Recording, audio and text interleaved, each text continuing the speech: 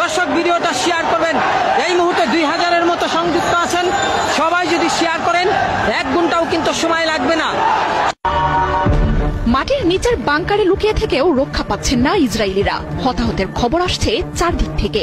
ইরানের পক্ষ থেকে ইসরায়েলের যুদ্ধ মন্ত্রণালয় সহ সামরিক স্থাপনাতেও আঘাত হানার কথা নিশ্চিত করা হয়েছে।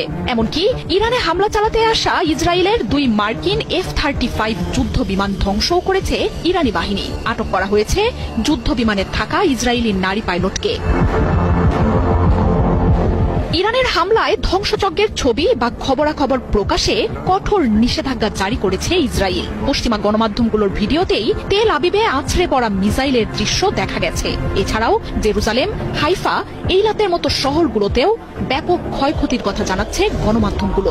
বহুতল বহু স্থাপনা মাটির সাথে মিশে যাওয়ার খবর পাওয়া যাচ্ছে। একের পর এক বিস্ফোরণের শব্দ শোনা যাচ্ছে ইসরায়েল জুড়ে। আগুন জ্বলছে বহু জায়গায়, অবিরাম বেজে চলেছে সাইরেনও। পিছু হটার কোনো লক্ষণই দেখাচ্ছে না ইরানের বাহিনী। যুক্তরাষ্ট্র আর পশ্চিমাদের হুমকির জবাবে উল্টো তাদেরই